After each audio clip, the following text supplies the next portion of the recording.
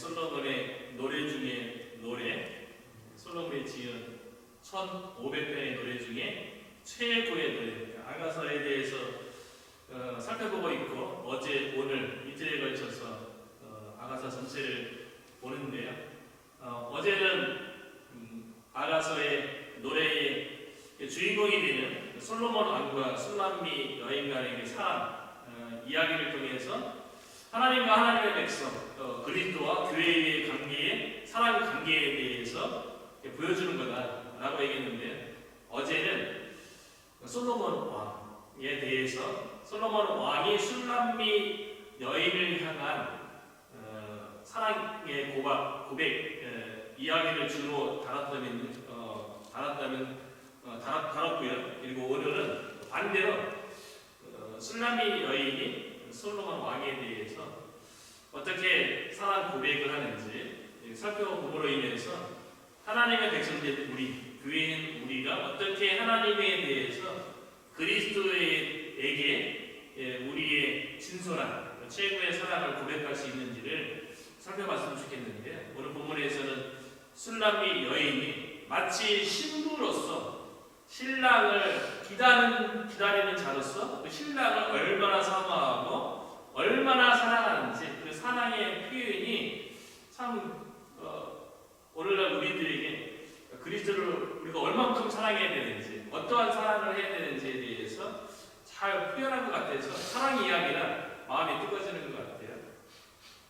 그 신부인 술람미 여인이 신랑인 솔로몬을 사랑하는 것에 대해서 한 네 가지로 살펴보려고 하는데, 첫째로는 신부인 술람미 여인은요, 신랑에게 남매 같은 친밀한 사랑의 갖기를 원하는 것을 볼 수가 있어요.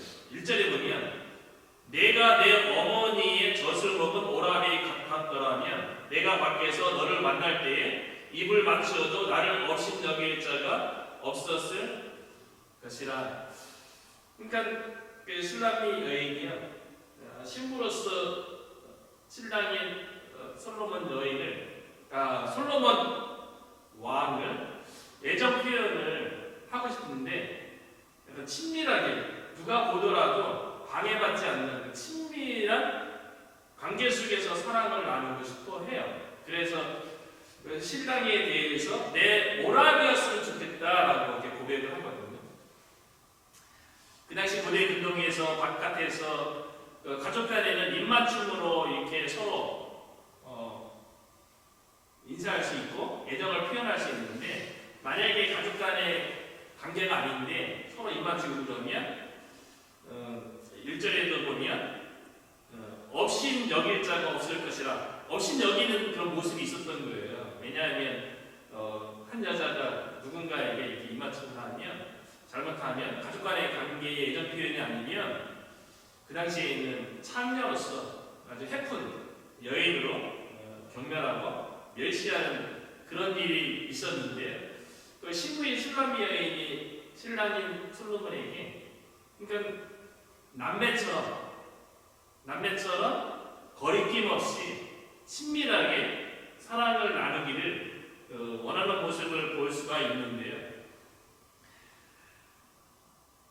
한 남자가 한 여자를 사랑해서 결혼을 하면 아무리 사랑하는 관계라도요, 거리끼는 게 있거든요.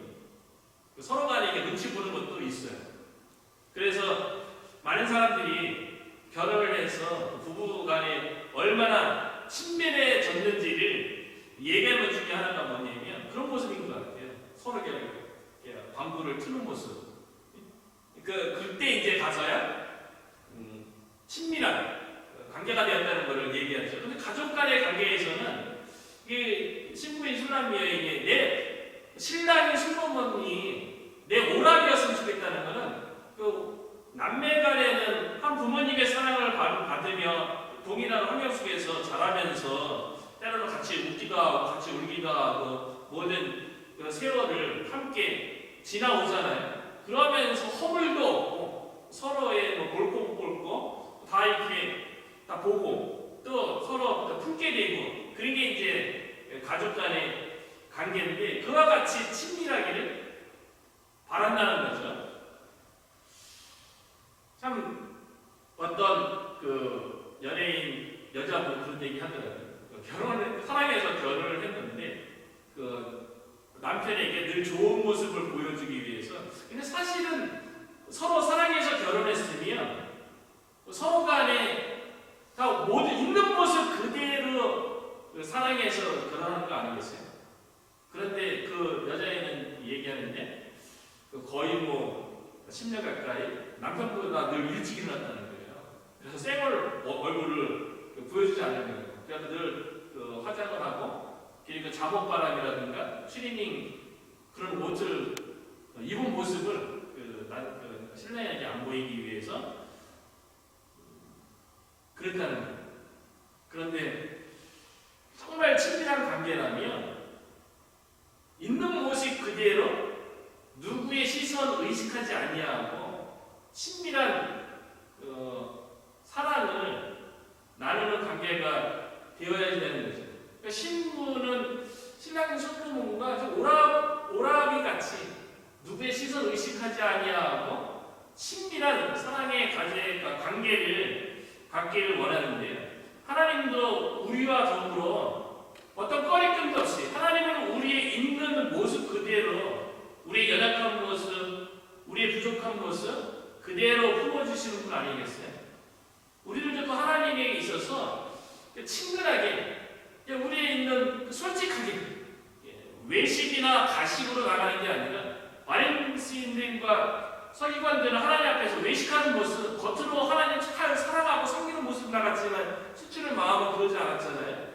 있는 모습 그대로 솔직하게 세리의 기도처럼 자기 자신의 부족함과 연약함에 대해서 하나님 사랑하는 그 하나님 앞에 모든 것을 진솔하게 다 털어놓고 친밀한 관계를 갖기를 하나님을 원하시는 거죠. 그래서 예수님께서 제자들에게 이 친밀한 관계가 될 것에 대해서 이렇게 말씀하시는데요. 요한복음 15장 15절에 보면 내가 너희를 종이라 하지 아니하노니 종은 주인이 하는 것을 알지 못하나니 너희를 친구라 하였노니 내가 네 아버지께 들은 것을 다 너희에게 알게 하였음이니라. 예수님은 제자들에게 하나님의 비밀까지도 나눌 수 있는 친구라, 그렇게 친밀하게 대했다는 거예요. 저와 여러분도 하나님과의 관계 속에서 어떤 방해도 받지 아니하고 거리낌도 없이 우리 있는 모습 그대로 좋은 어구를 사용해서 기도한다고 해서 하나님께 들어주는 게 아니잖아요. 우리의 진솔한 기도, 있는 모습 그대로 하나님과 친밀한 관계 속에서 우리가 하나님과 사랑의 관계를 갖기를 축원합니다. 두 번째 신부는요, 신랑 자신만을 사랑하며 최고로 대접하기를 원해요. 그래서 2절에 보면 내가 너를 이끌어 내 어머니 집에 들이고 내게서 교훈을 받았으리라. 나는 향기로운 술 곧 석류즙으로 내게 마시게 하겠고. 신부가요, 솔로몬의 신부인데 왕궁에 거하지 않겠어요? 그런데 이 신부가요, 왕궁에 거하며 왕궁에서 왕인 솔로몬과의 사랑의 관계를 유지하고 싶어 하는 게 아니라 왕궁을 벗어나고 싶어 해요. 그리고 자신이 태어나서 자란 어머니가 있는 그 고향 집에 신랑을 그곳으로 이끌어서 그곳에서 사랑의 관계를 갖고 싶어 해요. 이 표현을 보면서 이 신부가, 이 슐라미 여인이 솔로몬 왕에 대해서 어떠한 사랑을 갖고 있는지에 대해서 이전을 딱 읽고 묵상하는 가운데 참 많은 것들을 생각하게 했어요. 내가 너를 이끌어 내 어머니의 집에 들이고, 내가 너를 어디서 이끕니까? 왕궁에서요. 신부는 왕궁에 있었어요. 그 왕궁의 화려한 건물, 왕궁에서 주어지는 화려한 음식, 왕궁에서 주어지는 화려한 옷, 그리고 왕궁에는 왕의 권세도 있고, 주의도 있고, 왕의 신하들도 무수히 많고요. 종들도 많아서 다 왕과 왕의 신부를 떠받들고 섬김을 받는 것 아니겠어요? 그런데 이 신부가요, 왕궁에서 이끌어서 내 어머니 집에 드리고, 이 표현을 보면서 아니 신부의 마음속에는 신랑을 사랑하는 게 신랑 자신과만 사랑을 나누고 싶어하는 거지, 신랑 자신만 사랑하는 거지, 신랑으로 인해서 자기에게 주어진 상황, 환경, 왕궁, 왕의 음식, 옷, 그것을 누리는 권세, 이런 것 때문에 신랑을 사랑하는 게 아니라는 거예요. 우리는 하나님을 왜 사랑합니까? 무엇 때문에 하나님을 사랑합니까? 이전에 있는 신부처럼 우리가 하나님 자신만을 사랑해야 될 줄로 믿습니다. 하나님 때문에 우리에게 주어지는 무엇 때문에, 하나님 믿었을 적에 우리에게 주어지는 어떤 축복이라든가 그것 때문에 우리가 하나님 사랑하는 게 아니에요. 우리가 하나님을 사랑한다 할 적에 하나님 자신을, 하나님 자신만 사랑해야 된다는 거죠. 신부는 신랑만 사랑해요. 어떤 조건 때문에 사랑하는 게 아니라는 거예요. 오늘날 세상 문화가 사실은 점점 결혼하기 힘들고 결혼하는 연령이 늦어지는 것도 외부적인 조건 때문에 그렇다고 얘기하지 않습니까? 이제는 사람도 어떤 조건에 의해서, 환경에 의해서 주어지는 그런 시대에 살고 있는데, 어쩌면 교회 안에도 그런 사상들이 들어와서 하나님을 사랑하고 하나님을 믿는데, 하나님 자신보다도 하나님과의 친밀한, 하나님과 나와 일대의 관계 속에서, 친밀한 관계 속에서 하나님을 사랑하고 믿고 그러는 것이 아니라 하나님으로 인해서 주어질 것에 대해서, 하나님으로 인해서 그 축복에 대해서, 그것 때문에 하나님을 사랑한다라고 그렇게 이야기하는 그런 시대에 있는 것이 아닌가, 그런 생각이 듭니다. 그러니까 신부는 오직 신랑만 사랑합니다. 신랑이 가지고 있는 어떤 조건이 아니라 오직 신랑만 사랑하니까 이 신부가요, 신랑을 위해서 최고의 좋은 것을 늘 대접해주고 싶은 거예요. 그래서 어머니 집으로 들여서 나는 향기로운 술, 곧 성료죽으로 내게 마시게 하겠고,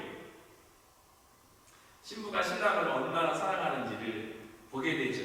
어머니 집 고향에 와갖고 고향에서 가장 향기롭고 좋은 음식이 성녀죽이었던 것 같아요. 성녀는 풍요와 번영을 상징하기도 해요. 최고로 대접해서 신랑이 더 풍요로워지고 더 번영하기를 바라는 마음으로 가장 값진, 가장 소중한 것을 신랑을 위해서 대접하는 것을 보게 되는데, 신랑만 사랑하면 신랑을 위해서 신부는 모든 걸 해주려고 하죠. 모든 결혼한 신혼 초의 신부들이 신랑에게 대부분 다 그런 것 같아요. 저도 결혼해서 지금 22년 넘게 살아오면서, 그쵸? 신부는 신랑을 위해서 좋은 음식을, 최고의 음식을 대접하고 싶어 하죠. 그래서 열심히 요리책 공부하는 거 아니겠습니까? 요리 있는 대로 최고의 음식으로 대접하려고 그런 거 아니겠습니까? 그 음식에 대해서 저는 22년 동안 한 번도 불평한 적 없고요. 신혼 초나 지금이나 해주는 음식이 최고라고 생각하고 맛있다고 저는 얘기해요. 신랑은 그러죠. 근데 아이들은 그러지 않아요. 지난주에 보니까 애들이 엄마 하는 음식 맛없다고 사먹고 막 그러더라고요. 신부는 신랑을 위해서 가장 좋은 걸 먹이려고 그러죠. 재료도 좋은 것, 그래서 이것저것 다 비교해보면서 재료 삽에 있는 범위 내에서 최고로 섬기죠. 신랑을 위해서 신부가 최고로 대접해준 사건은요, 나사로의 누이인 마리아의 향유 사건이 아닌가 생각되어집니다. 나사로의 누이에게 뭐 있겠어요? 오라버니 나사로와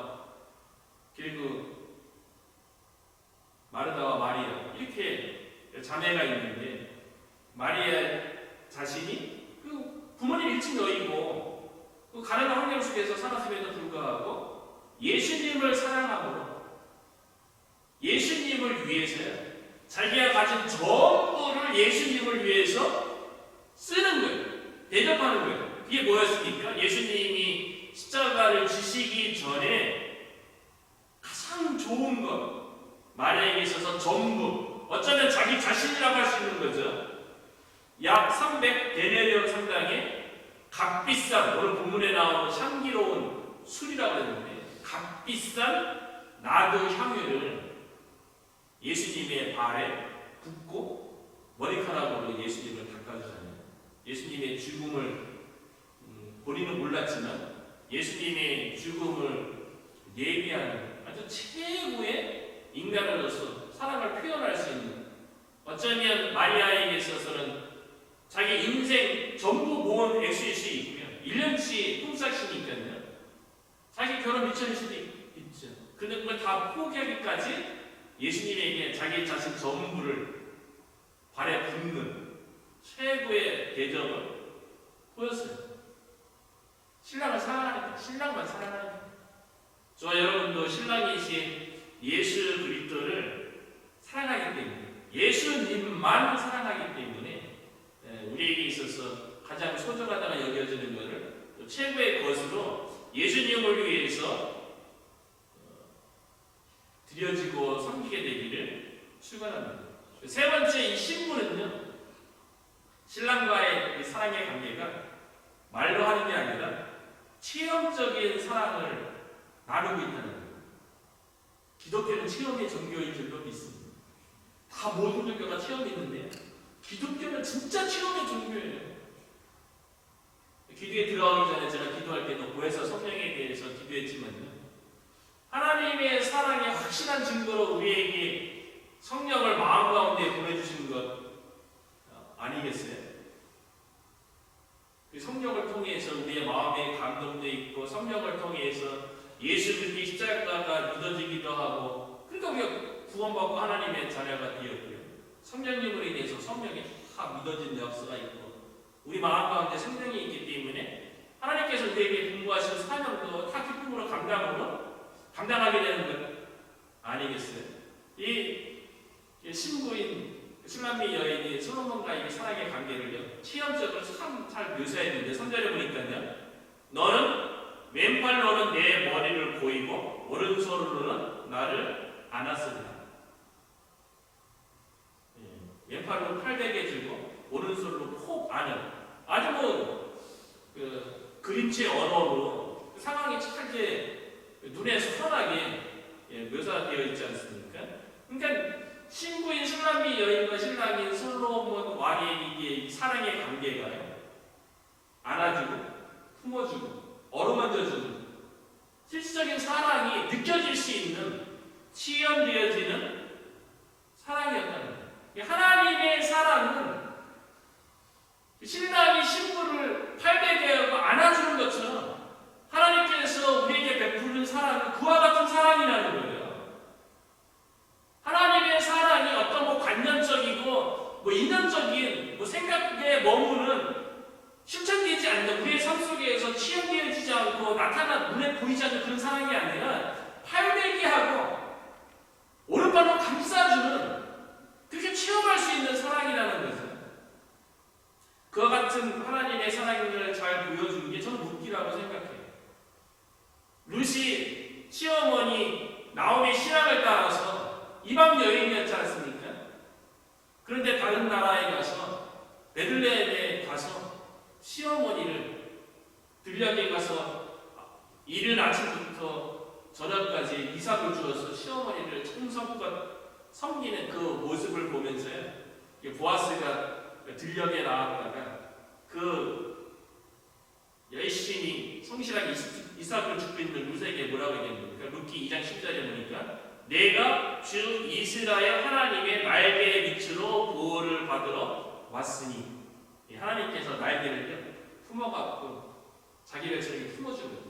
안아주는 거죠. 마치 내 팔로 팔베개와 오른손으로 감싸는 것처럼 룻이 그렇게 하나님의 날개 아래 보호받기 위해서 너가 왔다고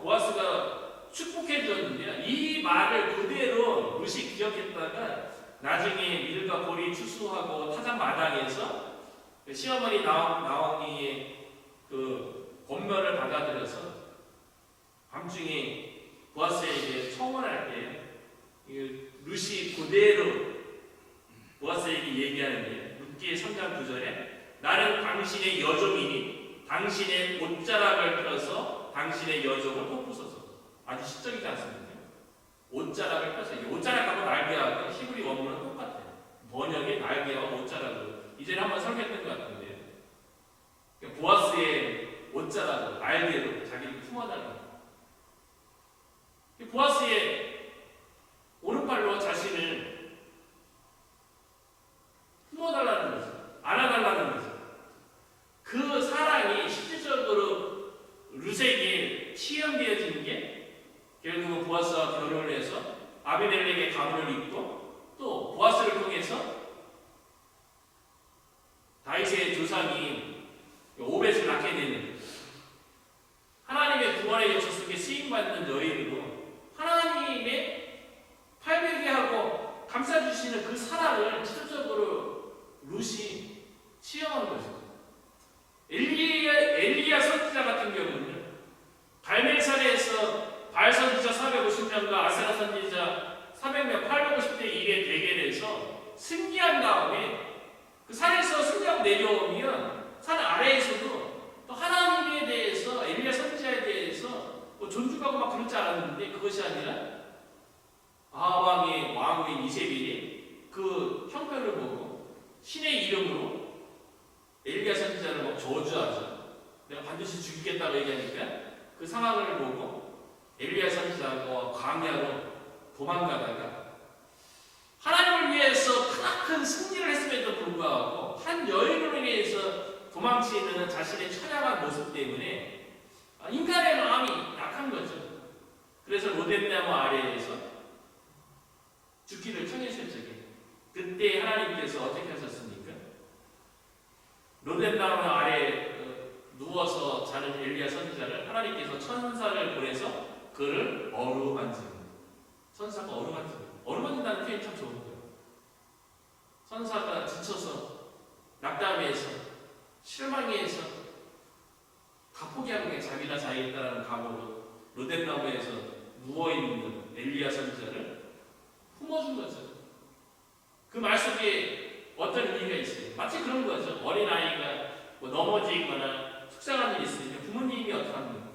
그 어린아이를 꼭 안아주잖아요. 어루만져주잖아요. 꼭 안아주잖아요. 응? 괜찮아. 내가 널 지켜주고 있잖아. 내가 너를 보호하고 있어. 그러면 그 아이가 그 어루만져주는 그 부모님의 손길 때문에 다시 또 위로받고 힘을 얻고 그런 거 아니겠어요? 엘리야도 천사가 어루만져주는 그 위로와 그 격려 때문에 다시 회복되어져서 이전보다 더 큰 사명을 감당하는데 후임자로 엘리사 선지자를 세우고요. 기름 부어서요. 그 아람 왕 하사엘을 기름 부어 세우고 이스라엘 왕 예후를 기름 부어 세우는 다음 세대를 위한 사역을 준비하는 그렇게 하나님 앞에 쓰임받는 거 아닙니까? 신부가 신랑과의 체험적인 사랑을 발견했던 것처럼 하나님의 사랑은 우리를 어루만지는 사랑이에요. 팔베개를 하고 우리를 안아주시는 그 사랑, 그 체험적인 사랑이 우리 가운데 있기를 그 하나님의 안아주시고 어루만져주시는 그 사랑을 인하여서 우리가 힘을 얻고 용기를 얻어서 하나님 앞에 쓰임받기에 부족함이 없기를 축원합니다. 네 번째는요. 신부는 신랑에게 자기 자신이 온전히 속해서 신랑의 것이 되기를 그렇게 고백하고 있는데요. 6절에 보니까 너는 나를 도장같이 마음에 품고 도장같이 팔에 두라. 사랑은 죽음같이 강하고 질투는 수돌같이 잔인하며 붓길같이 일어나니 그 기세가 여호와의 불과 같으니라. 신부가 신랑에게 사랑을 고백하는데 6절이야말로 신부가 신랑에게 할 수 있는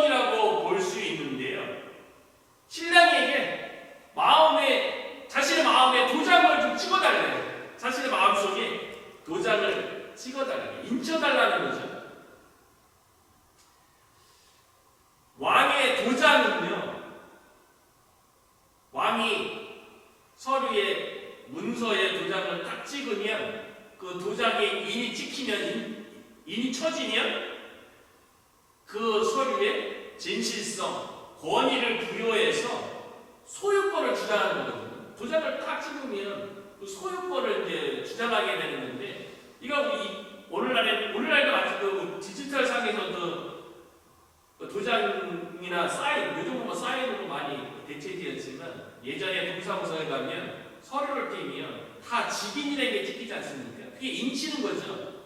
그 소유권, 진실성 확인해 주는 거죠. 그런데 신부가 신랑에게 자신의 마음의 도장을 달라, 인을 쳐달라, 신랑의 확실한 사랑의 증표, 확증을 해달라는 거죠. 하나님께서 우리를 사랑하는데, 얼마나 사랑하는지, 하나님께서 우리를 향한 사랑이 확실한 사랑이고 확실히 보장되는 사랑이라는 걸요, 하나님께서 우리의 마음 가운데 도장을 찍는데, 그 도장을 무엇으로 찍습니까? 성령으로 인치시는 거예요. 성령으로 도장을 우리의 마음 가운데 꽝 찍어서 우리를 향한 하나님의 사랑이 확실하고 보장한다는 것을 우리에게 보여줬는데요. 그래서 에베소서 1장 13절부터 14절에 보면 그 안에서 너희도 진리의 말씀 곧 너희의 구원의 복음을 들었을 뿐만 아니라 약속하신 성령으로 말미암아 인치심을 받았으니, 성령으로 우리의 마음 가운데 도장이 확 찍힌 거예요. 하나님의 도장이에요. 우리가 하나님의 소유라는 거예요. 우리가 하나님의 확실한 사랑을 받고 있다는 확실한 보증이, 증명이 우리 마음에 거주하는 성령님이라는 거예요. 그래서 그는 우리 유업의 보증이 되사 그의 소유를 속량하시고 그의 영광을 찬송하게 하려 하심이라. 고린도후서 1장 22절에도요. 저가 또한 우리에게 인치시고, 성령으로 우리 마음 가운데 다 도장을 딱 치셔갖고요, 보증으로 성령을 우리의 마음에 주셨느니라. 우리가 하나님의 소유라는, 우리가 확실하게 하나님의 사랑을 받고 있는 존재라는 것을 우리 마음 가운데 성령으로 인쳐주셨다는 거예요. 이 사랑은 어떠한 사랑이냐면요, 죽음보다 강한 사랑이라고 6절의 중간부에 보면요 이야기하는데, 사랑은 죽음같이 강하고, 사랑은 죽음같이 강하고, 우리가 많이 사용하는 구절 아닙니까? 그 구절이 이 아가서의 말씀 가운데 나오는 거예요. 하나님께서 하나님의 백성의 마음 가운데 인치신 그 사랑은요 죽음같이 강하다는 거예요. 사랑이 죽음도 극복하게 한다는 거예요.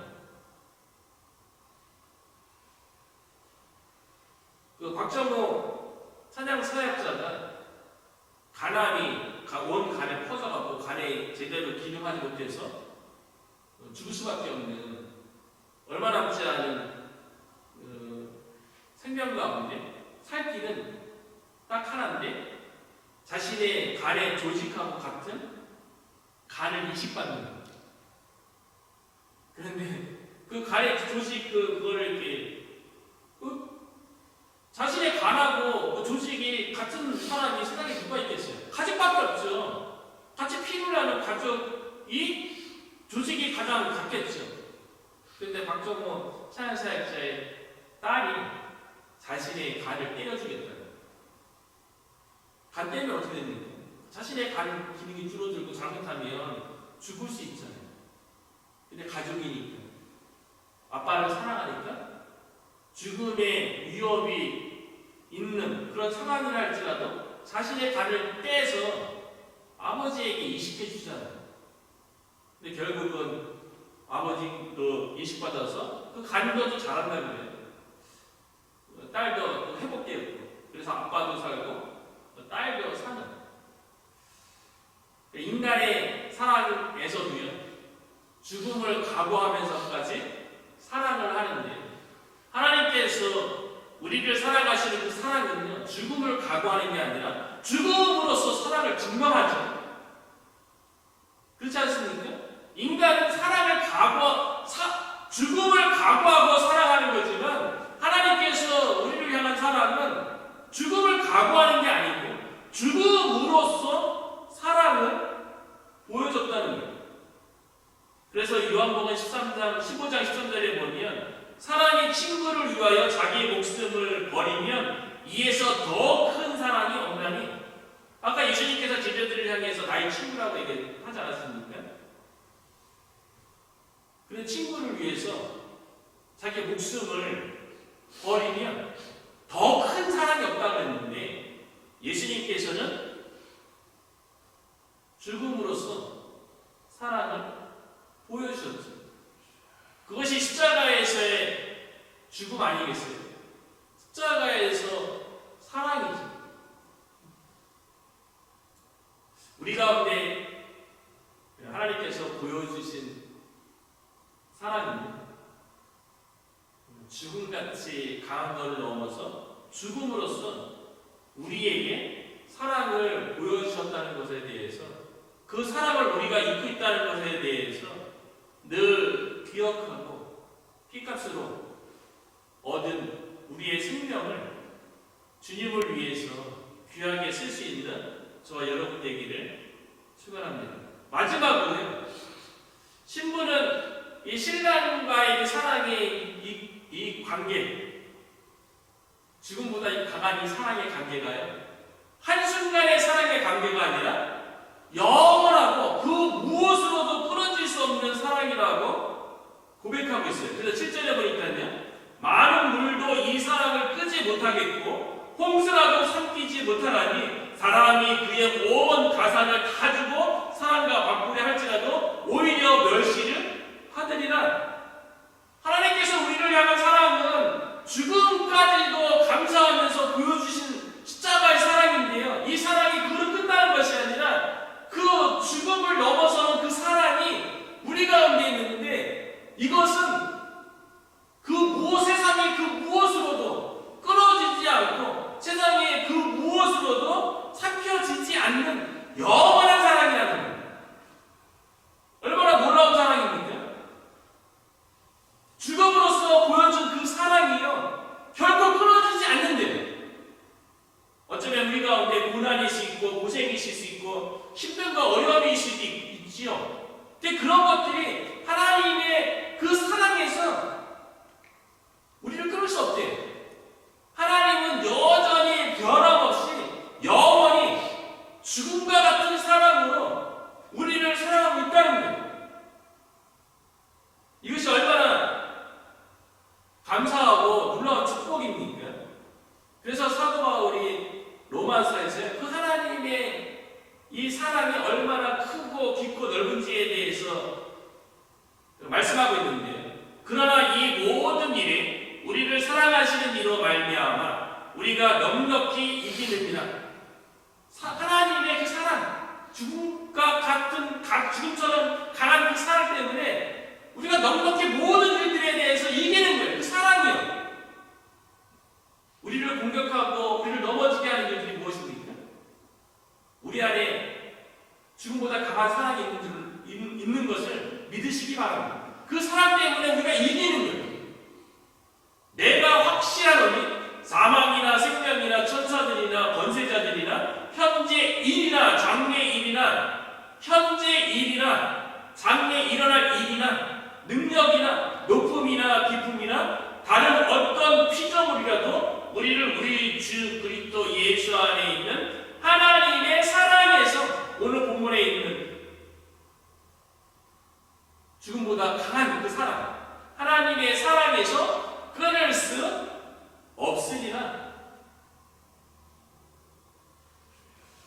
우리에게 보여주신 신랑이신 예수 그리스도의 죽음보다 강한 그 사랑이 오늘도 변함없이 앞으로도 영원히 우리와 함께하고, 그 사랑으로 인해서, 그 완전한 사랑으로 인해서, 어쩌면 그 사랑으로 인해서 악을 볼자 소금 같은 거리인 이곳, 우리가 살고 있는 이 지역에 우리가 부름받아서 그 사랑 때문에, 세상에 그 무엇으로 끊을 수 없는 그 하나님의 사랑 때문에 우리가 주님의 사명을 감당하고 또 그 사랑으로 인해서 열매 맺게 될 줄로 믿습니다.